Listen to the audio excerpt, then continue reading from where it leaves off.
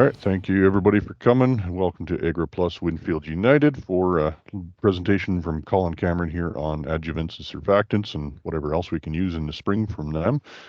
So up at the top, you can see chat and Q&A buttons. If you are shy and you don't want to ask a question by unmuting yourself, you can type a question into the chat or Q&A. And with that, I will let Colin take over presenting, and you can get started with that. Bet. Thanks, Lyle.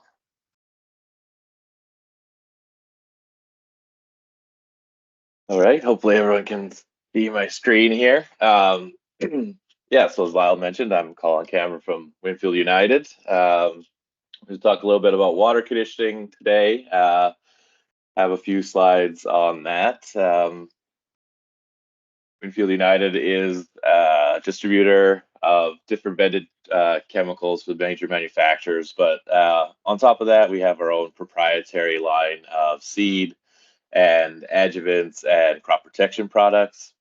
But we very much pride ourselves on being, an adjuvant company. Spend a lot of time and money on research and development in our River Falls, Wisconsin facility, and we've been slowly introducing products here to Western Canada from that program. So I just wanted to touch a little bit overview on what adjuvants are and how they're kind of divvied up into different segments, and before getting on to the water conditioning talk. So when we're talking about the PMRA, there's two classes. There's activator adjuvants and utility modifiers.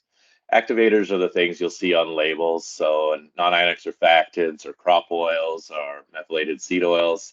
They do require being listed on the label or some statement on that label that allows you to use them and help make your active ingredients work a lot better. So in the case of surfactants, we're talking about stickers, spreaders, and wetters. The Winfield United brand there, a couple brands, Master Lock and High Activate. When we're talking oils, they do similar to what a surfactant does, but they also help penetrate that leaf surface a lot better, that waxy cuticle that can develop on certain species of plants or as they get older or hardened off by environmental conditions. We actually do have a significant amount in our portfolio there. We have Strike Lock, Journey, Destination, and Voyage. And then the second class PMRA has utility modifiers. Basically, these can be added to anything where you need them. They're not really required by a label. You won't see them mentioned on a label very often. So we're kind of got some creativity with those products when we're adding them to our spray tank, and they just kind of help take your application to the next level. So we have drift and deposition products at Winfield United. So interlock would be the straight drift and deposition, whereas when we talk about Master Lock or Strike Lock, they are an activator adjuvant plus interlock. They kind of do dual function there. And then we have a water conditioning product called Crimson NG, which we'll talk a lot about today. And we have some really good anti-foamers and tank cleanout products as well. So couple different types of water conditioners out on the market. The popular ones are either AMS based or a pH adjuster.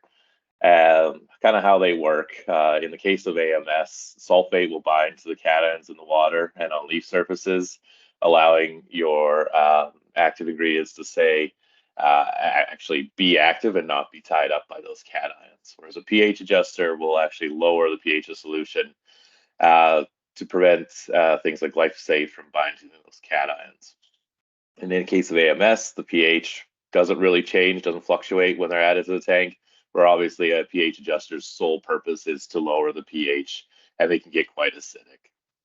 And that does lead us into some tank mixability issues. When we're talking about pH adjusters, they work very well with weak acid herbicides like glyphosate and 2,4-D.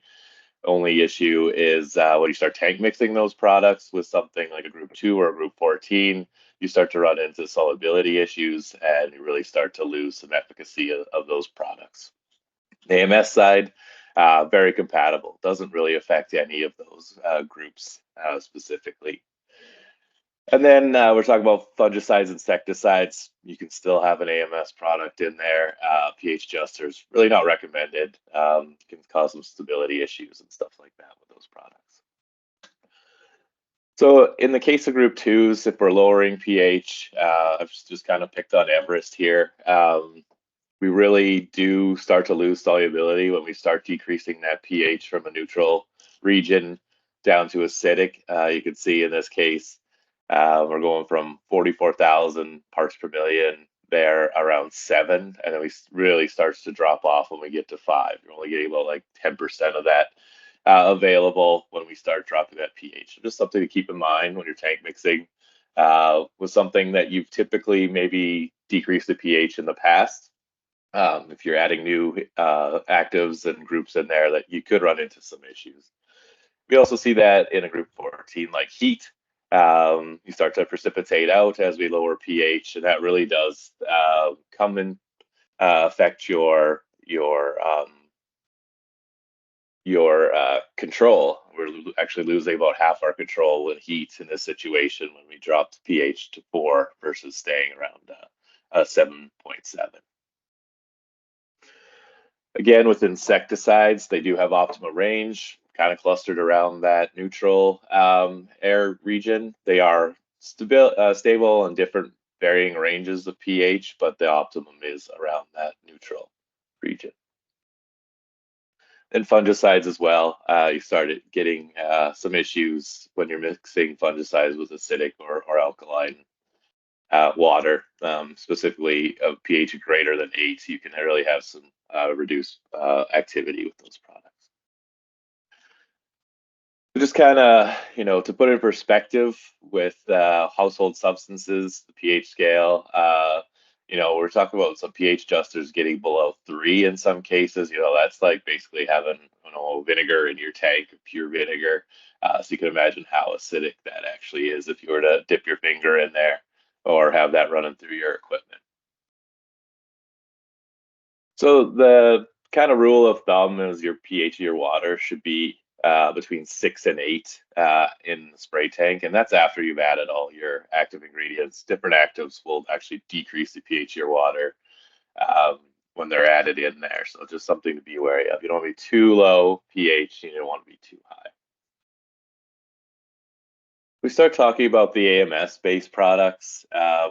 We typically talk about hardness. Most people are very familiar with talking about hard water. It kind of affects us in our day-to-day lives as well. We just kind of map these out, kind of tell you the regions where maybe hard water could be a problem, whether it's wells or surface water.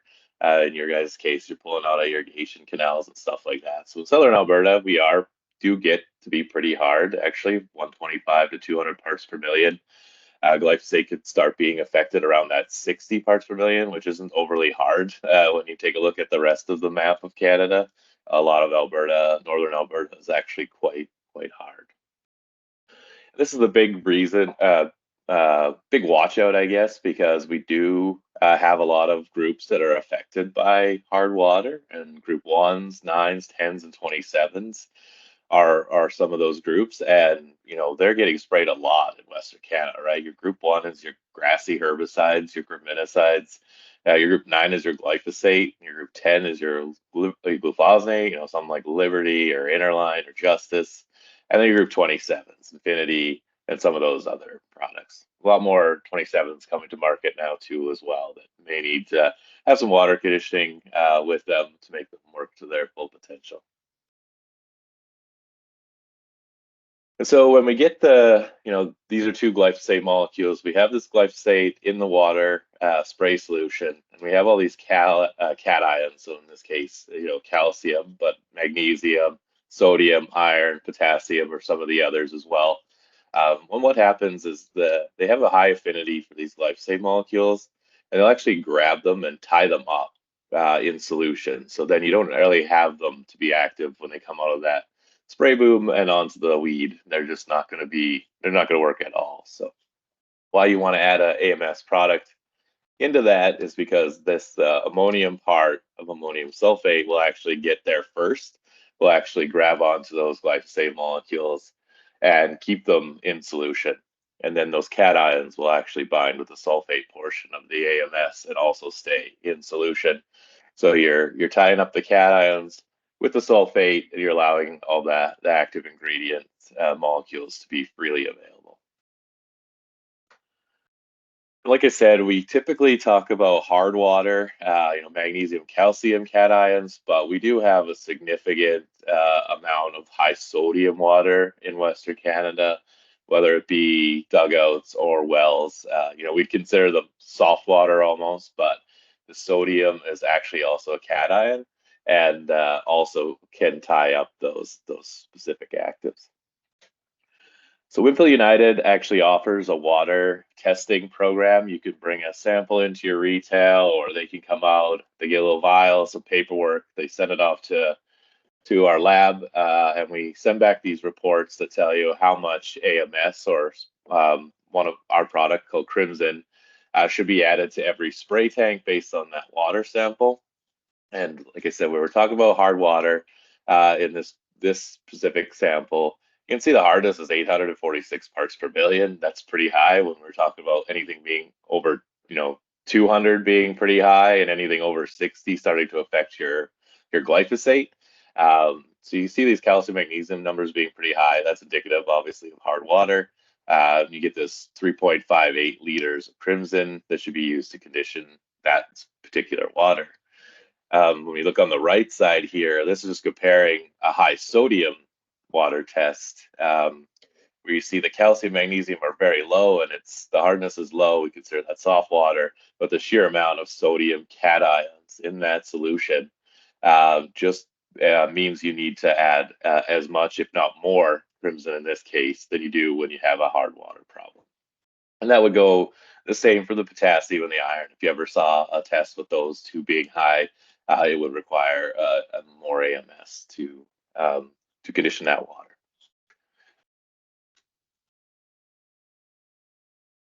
So our specific product for this case is Crimson NG that I mentioned before. It's a 34% AMS with a blend of water conditioning, anti-foam agents, emulsifiers. Comes in big totes. So if you have, a significant water issue, it's pretty easy to handle. You can pump it in, put the tote on the trailer, whatever. Don't need to mess around with jugs, but there are jugs available too. And so we have quite a range of registered rates, and that's because we're telling you to, test your water first and then find out where that rate is. So a minimum of 1% B2B, up to 2.5% for significant problems, or if you have extreme environmental conditions out in the field. We'll touch on that a little bit too here. So there's a wide range. Basically, that's because we want you to be able to customize that rate for the water source that you're using. And so that lab number that you get is actually the number of 34% AMS or Crimson that's required to condition the water so it'll perform the same as using a source that would be distilled. But we actually can do better than that with Crimson. We do have some beneficial things in that jug that really help you in certain situations, depending on the environment in your field. So what we say is to take that number that's on your water test from the lab and add another 2.83 liters per 100 US gallons, or 0.75% B2V over that. And that will help us overcome some of the situations we may see out in the field, like certain weed species. Certain weed species like lamb's quarters and kochia, they have natural defenses that really protect them against a lot of herbicide activity. I'm not sure if you can see, it's kind of small here, but this center chart here is lamb's quarters when applying glyphosate on there. That first bar on the left is the Crimson product. The middle one's just a straight AMS product, and then the right one, the number C there, or letter C one, has no conditioning at all. So you can see as you add an AMS product, you ratchet up your control of lamb's quarters. Add that Crimson in, it ratchets up even more. Same with barnyard grass. If you deal with that out in the field, we get much better control using Crimson type product than we do untreated or even just straight AMS. I mentioned kochia. This is what kochia looks like if you've got hard water and glufosinate. Each of the left plants is an untreated kochia plant. So if you have just this distilled water, you can control it pretty well there on the right side. When you get to hard water and using glufosinate, that left plant is still untreated. That right plant is treated, but the hard water has basically tied up the glufosinate and not making it active anymore. So the plant escapes that application. Add that crimson in there on the far right. Again, still the left one's untreated. And then we're getting back to that same efficacy as if you had distilled water in your spray tank. So just something to look out for. Different weed spectrum out in the field can benefit from additional crimson. We also run into conditions like this where it's hot and dry.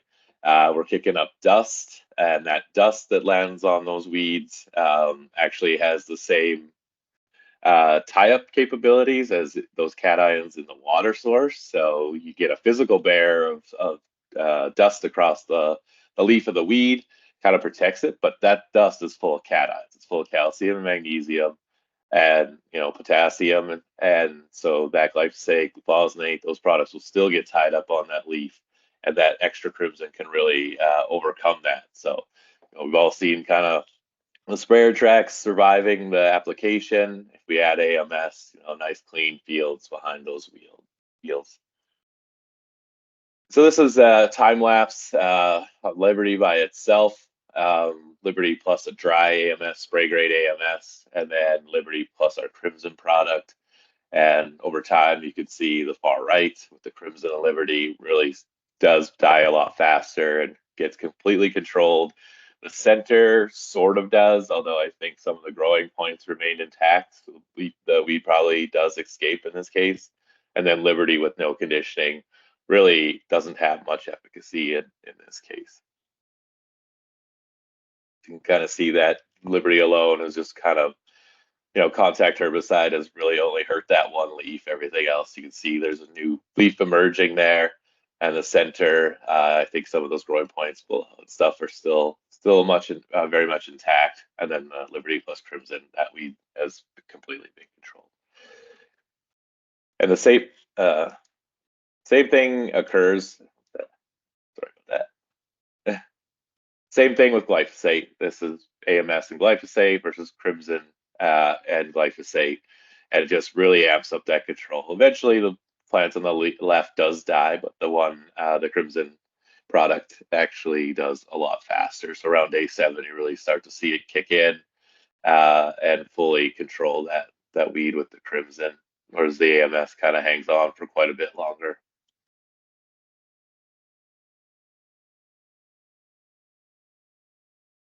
So I just wanted to kind of compare the two. So this red bar is distilled water. So compare of different water conditioners, in this case, the pH adjuster versus an AMS type product. So that red bar is distilled. So you get about 73% control there. That's probably the best water you can use for spraying, right? That's just the water and the chemical alone. Everything to the right is an ammonium sulfate containing product. So you really do get added control when adding a conditioner that's based on AMS. Everything to the left is actually does adjust pH, or is specifically a pH adjuster. These products probably aren't performing as well as we thought they would probably perform over the years. They've been around for quite a while in Western Canada, and there are some diehards that use them and stuff like that, but maybe they haven't really been performing as we think they should. So just wanted to point that out. We've done all that work down in River Falls. We're very convinced that AMS type products are the way to go. And so just a nice kind of reminder, if you need to remember how Crimson treats calcium and magnesium, just think back to Evander Kane giving this nice Las Vegas lady a kiss. So yeah, just to wrap up here on water conditioning, test your water. Like I said, those kits are freely available at AgroPlus, Lyle, Jens, Gary. Use a liquid product containing AMS. You don't want to be messing around with spray grade AMS that's dry. It takes a lot of time and effort to dissolve and get enough into the water. That reaction is endothermic, so you start to, as you add AMS to the water, it cools the water off. It gets harder and harder to keep dissolving unless you can really heat that water up. We've done that work for you. We build this in a plant. You know, we have lots of energy and stuff. Keep it warm and get as much AMS into that solution as we can. Just be mindful of that pH. We talked quite a bit about that. When you're adding different groups in there, you can really start to lose some efficacy when your pH is too low. And you should really condition your water before adding chemistry. You want to get that AMS into the solution before you start adding your herbicides, your pesticides. And that's just because you want that ammonium portion to grab all those molecules as they come into the tank. You don't want to have the cations getting to them first, because the AMS will not be able to split those cations off those molecules. It'll just have a bunch of AMS in your water and you'll still have tie-up. So you really got to condition the water first.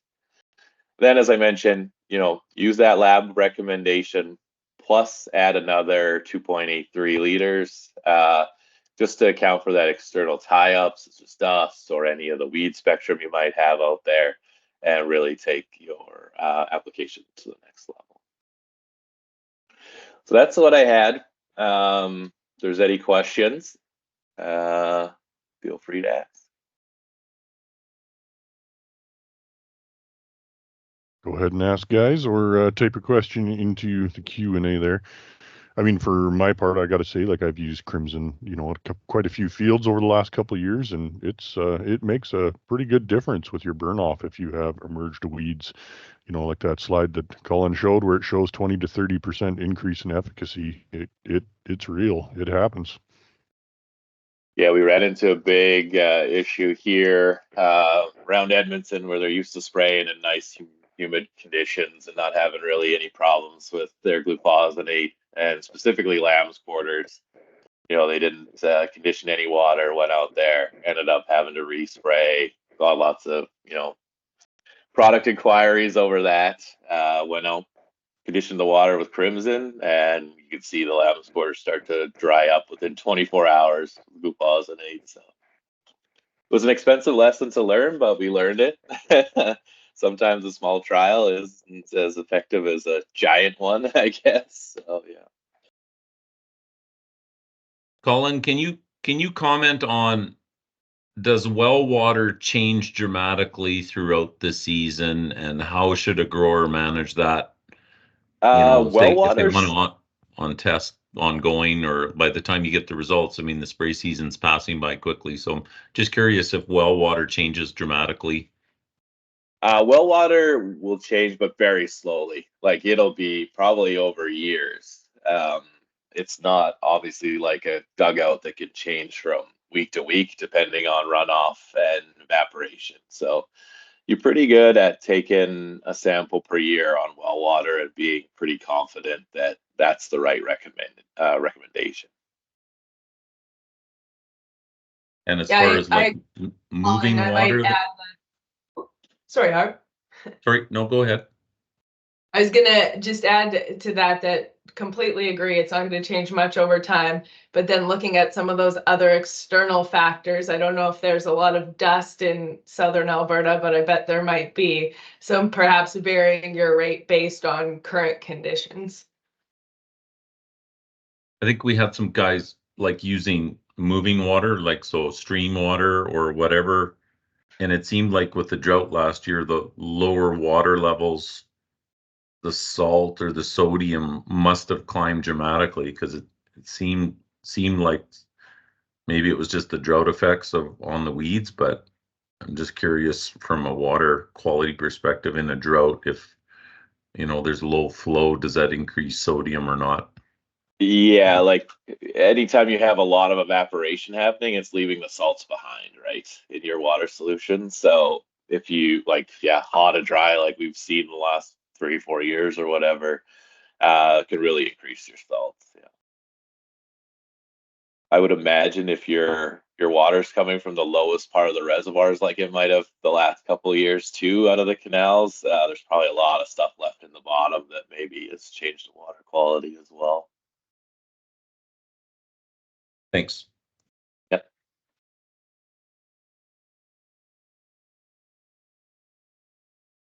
Also, for anybody who's planning on using Talonor this year, Talonor is quite sensitive to water hardness as well. So that would be, Crimson is a great fit to go with Talonor. Yeah, and anywhere where you're actually looking for an external nitrogen source, so an Infinity or something like that, some of your pulse products, Crimson can be swapped in straight across. They require UAN, but it really is, you just need a nitrogen source, and we've done that work.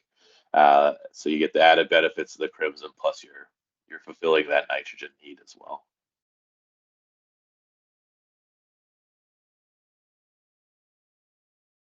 Were you going to say something there, Harv? No, not really. I don't think. I had a question there. What do you suggest for growers if they want to do on-farm testing for pH? I sent a few guys just to the hot tub place for pH strips, but is that accurate enough, Colin, or do you have any source on what growers can, because you don't want to put too much conditioning agents in to lower the pH to 3 with some of these herbicides. So just to get a feel for their own hands-on, any advice there on what to use? There are electronic gauges that we can maybe provide or sell to growers that are accurate, or I know people have tried I don't know how accurate the hot tub tests are. The only issue I have with that is you're just measuring pH. pH could be any combination of cations, which is going to be specifically the problem. It's not so much, you're going to have high pH water, but it's really the cations you're worried about. So knowing that you have high pH water is only good if you are adding a pH adjuster, and we kind of talked about the downfalls of that, I guess. If it was straight glyphosate, yeah, you probably can get close enough with some of those home test kits, but in our view, we really don't like to use a pH adjuster in too many situations, and tend to lean towards AMS for the conditioning. And the thing with AMS is if you add too much, you're really just burning money. You're not going to have any ill effects because you're not changing that pH at all, really.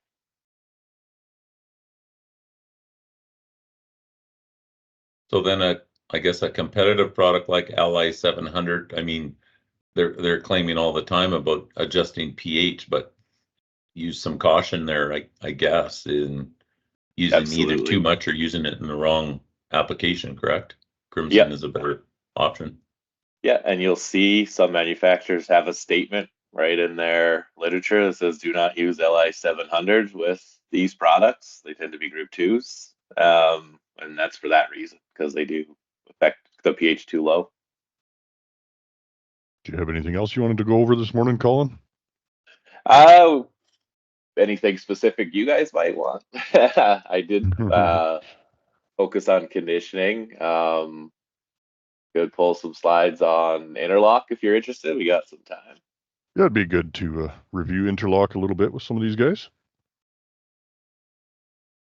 And that's awesome. While Colin's pulling that up, I know he was focusing right in on what you need for spring, and he's absolutely right that the best effects from Crimson are often with spring products. Of course, many others throughout the season, but it's going to get into interlock here. But we do have a whole bunch more oil adjuvants and non-ionic surfactants. It's probably another full hour, but happy to come back sometime and share that with your group. Yeah, I mean, right now, burn-off is on most people's minds, and, obviously weed control, but we'll be, spraying winter wheat here sooner rather than later. And with some of our unpredictable spring weather, interlock can be a good fit for that. You bet. Okay, so basically we're talking drift and deposition. There are two ways to kind of manage this. There's either the thickeners, the viscosity modifiers, or what we like to call polymers, and then there's a spray droplet modifier. That's not necessarily a thicker thickener or encapsulator, reduces drift by making the number of fine droplets, making those droplets bigger, and in some cases making those very large droplets smaller, so you get a nice even curve of different size droplets, so they're all kind of around that area where you want them. So okay, so I guess why we're concerned about the amount of fines in our tank and the drift. Every time we add a pesticide to our water tank, we actually change how many fines are in that tank. We've all heard of the horrors of some dicamba formulations in the States, drifting and taking off and ending miles away. We are affecting that number of fines every time we add something to the tank. The other one would be glyphosate. Glyphosate is kind of bad for that as well. So we're spraying lots of those. We need to be wary of how many fines are coming out of our nozzles and where they might be ending up. Oh yeah, this keeps muting me when I try to change slides. It's weird. Anyways, so yeah, we're talking about adding a product to reduce your fines. Got some examples of different nozzles here. So the XRT jet, and then the air induction version of that.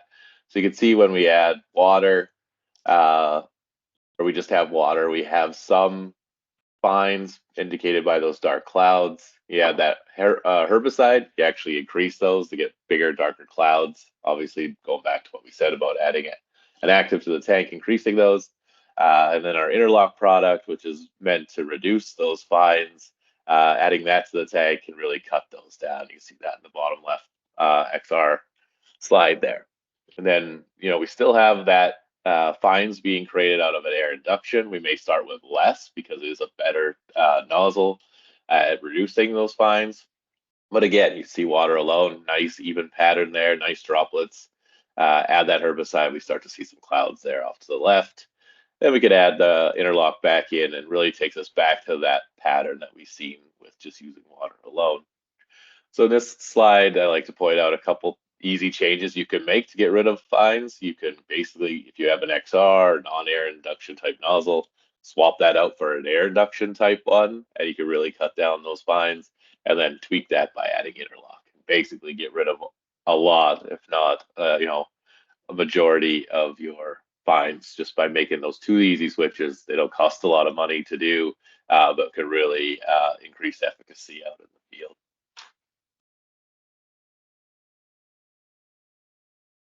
This interlock, cutting down the fines, basically 50 to 60%, and that relationship lasts across all types of nozzles. We've tested these out in our facilities. Really, we only see where interlock's not cutting down the fines is way out in those ultra low drift nozzles, but those are specifically meant for dicamba. You're not getting great coverage, if any coverage at all, if you're using something like a high pro ULD. So you want to be using something that gives you good droplet size, and then add some interlock to really get rid of those fines. So in this case, except water, we're just under 2.5% fines. Add that Roundup back in. Obviously that climbs because we created a bunch more with just adding the chemical. Add the interlock in, get back down to that 1%. And then there's just a couple of our competitors on the right that do cut down drift like they say they do, but just not as good as the interlock formulation. So we have this, we have lasers and all kinds of cool tools down in River Falls where we can actually measure these patterns coming out of a nozzle. We can measure the pattern when we add the active in, and then add our adjuvants in. And you see this, if you have a low flat bell curve, that tells you have lots of different droplet diameters in that pattern.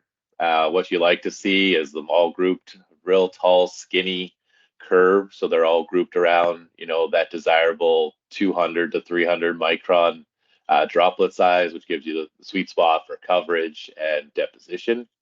So in this case, this pink curve is just a nozzle with Roundup in it. You can see it's a little bit flat, a little bit wide, indicating wide spectrum of droplets. Add that interlock in, and that actually makes it tall and skinny, shifts that curve, that peak of that curve into that sweet spot. So we know, that interlock is doing something specific in that case. And in this case, it's a 70% reduction of driftable fines, which is pretty substantial.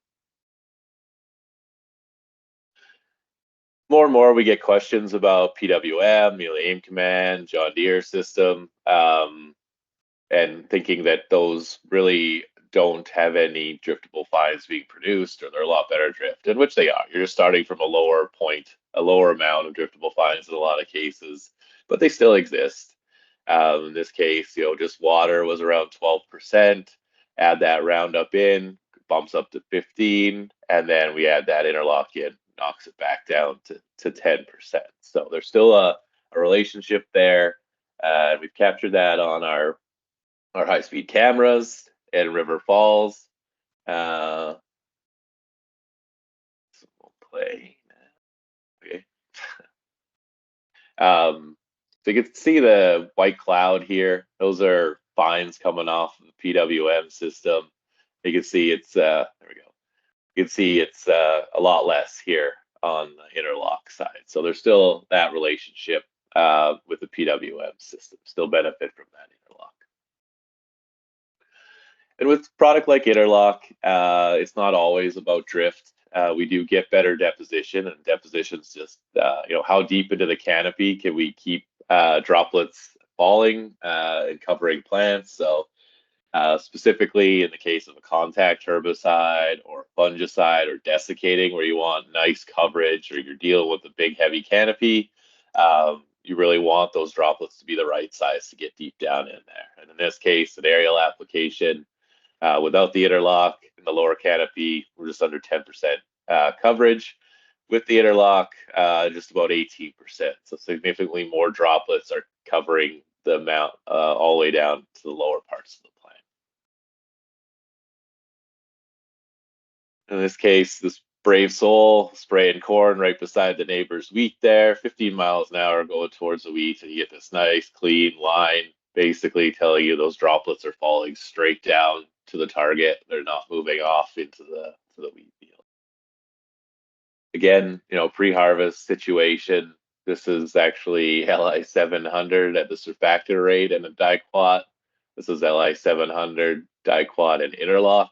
And this is 24 hours later. So you can see this kochia in this pulse crop was actually starting to burn down rapidly, where you still got a lot of green and got some time to harvest here. So interlock, it was our flagship product. Come to Canada. It's on a huge amount of acres now. These numbers are getting pretty dated. I need to update this slide. The lock family, like we like to call it, is probably a couple of years away from being applied on a billion acres worldwide. So very popular products in the US. The only thing sprayed more than interlock is Roundup. So we know how much Roundup gets applied in those Roundup ready crops in the US. So that's a significant amount of interlock being used. And that's just a testament to how well it works. So the specifics here, it just improves deposition of spray. It reduces those fine particles. You get better coverage as a result. You can use it in ground and aerial, which is pretty key in some situations like fungicide and desiccating. We do have it in totes as well, so you don't have to be handling too many jugs. Registered rates, nice and easy. It's actually acres per jug, 100 being the most common, but there's a range from 80 to 100. It's not a V2V. We've done the work, make sure that it works, at this recommended rate per acre, so you don't have to worry about any funky calculations. Basically, we tell you, work at 100 acres a jug, and then round up or round down to the even amounts of jugs, and just dump those in. I do have some time, so I would just like to mention a couple of the other lock products. So Masterlock is an NIS and interlock in the same jug, so a combo product. This is the NIS called Drop Tight. It's MPE free. So you get the benefits of that spreading and sticking and slower evaporation. Plus you get the drifted deposition part in a nice, easy to use formulation. There's 2 rates. Keep it pretty simple, 0.3, 0.5% B2B. You can kind of consider 0.3 your fungicide rate and your 0.5 your herbicide rate. Again, it's also registered per aerial. So good combo product, economical. If you were using the NIS and interlock, now you can use one product, be a little bit cheaper and a lot less jugs and boxes and materials to handle. Just a demonstration of what that NIS does do. Does increase coverage quite a bit over the interlock. Just this alone, just under 40% coverage. Another 20% coverage with that interlock. But if you got a spreader sticker that the NIS provides you, you can get pretty fantastic coverage with this product. So just a different view of those plants. You can see how we got a lot more hits kind of even on the lower leaves there with the master lock. Then just gonna skip through. A lot of this is just reiterating what an NIS function and everything is like. So MPE, I mentioned it. It's a very standard ingredient in things like Agro 90 and AgSurf and ProSurf and even our high activate. There are some issues with it in corn specifically. After a certain stage, it will lead to arrested ear. So if you were, a fungicide that requires an NIS, you'd be pretty hampered using some of the products on the market today because of the MPE portion. And then there is a human safety standpoint. It's starting to be believed that it's carcinogenic, and a lot of regions of the world are starting to ban it or phase it out. So in the case of MPE, arrested ear, you lose a ton of yield. If you spray after V5, you can lose up to 17% yield with that MPE application. Whereas untreated is close to 0. There's some naturally occurring, obviously. And then when we use Master Lock with the drop tight in it, we're under 1%. So probably not even statistically significant over untreated. Obviously, we're owned by a big dairy company out of the US, big co-op. Corn is king. So we really needed a product that didn't hamper these fungicide applications in corn. And the drop tight portion of Master Lock was it. Just takeaways of that is MP free and has the interlock in there. Is an activator adjuvant. So if you remember back, it does need to be on label. We've got a pretty wide label now since we introduced this in 2022 and lots of support from manufacturers and ourselves on that. And then finally, the new kid on the block, I guess, is Strike Lock. We just introduced that this year. So this is a high surfactant oil concentrate plus the interlock in the same jug, all in one package. So you can think of it as a Journey, if you ever use Journey, I guess, plus the interlock in the same package. So it has all the characteristics of an oil. You get through that waxy cuticle, as you see here. This is just the fluorescent dye and water. That gets stranded up on that waxy cuticle, doesn't get into the plant. We add the Strike Lock. That oil really helps dissolve that layer, and then the pesticide can get into the plant that way.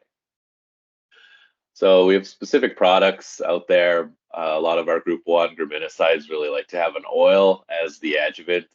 In this case, our Cadillac or Clinidifop, untreated. Obviously, oats are pretty healthy. No surfactant, some yellowing from the active, but a lot of growth still there, still green. Add that Strike Lock in at 0.5%, and you get almost full control of those wild oats. It's quite a bit better than some of the oil adjuvants out there as well because of that interlock portion.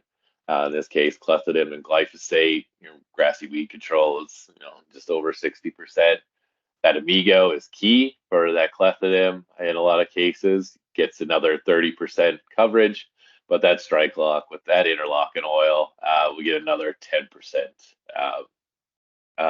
control. So getting a pretty good control bump from having that oil and drift deposition combo. So just to review that lock family, interlock, basically just drift control, master locks, non-ionic, and interlock, and then the strike lock is MSO plus drift control. So I don't know if you guys are familiar with this, but we have these scorecards. You know, we have a lot of adjuvants in our portfolio now. You're able to kind of pick and choose the one for your situation using the scorecard. On the back of it, you'll see this number system, the scoring system we have to kind of lead you to the right section of adjuvant. So in this case, we've selected ideal conditions, high humidity, mid to higher temperatures, maybe moisture. Weed size is small and lush. So we get a score of 6, and that kind of puts us in this master lock high activate area. So you kind of choose there which one to use. If you wanted the drift and deposition, obviously you'd lean towards master lock. That changes when we get to more stressful conditions, low humidity, mid temperatures, no soil moisture, maybe the weeds are a little bit bigger. We get a higher score. In this case, we get a 10. So you're leading to use an oil type product if the label allows. So again, Journey is a high surfactant oil concentrate. Destination's more of a pure MSO, and then strike lock would be kind of that Journey plus the interlock and fit in there. So you're looking for drift and deposition. You'd want to choose that strike lock product. So that's all I had on those, I guess. Mostly used up the hour too. So if there's any questions on the lock family. Don't be scared to speak up, guys. There we go. One slide, Colin, you didn't have at the ready for master lock there was with fungicide. So I know we were talking about spring today, but in the fungicide timing, we've seen some really great results of adding master lock and actually getting a strong yield bump, a consistent yield bump from using master lock. And so many of our fungicides require a non-ionic surfactant to work effectively. But then when you're choosing master lock as your non-ionic surfactant of choice, we've done enough research that we're confident, and our legal team lets us say an addition of 3.7 bushels on your wheat by adding master lock. And Colin, do you recall the numbers on the canola trials that we ran this year? Sorry to put you on the spot. Not 100%, but they were pretty good. I bet I could probably find that quickly, but yeah, I think we did 16 trials or something like that. We had 13 or 14 came back with yield bumps. One was a tie and one was a loss. So it's pretty consistent in a year where it wasn't really a fungicide season either. Those plots were all over Western Canada, and that's kind of the consensus. We didn't really have very many regions with high fungicide or high disease pressure, and we still were getting those bumps. So it was nice to see.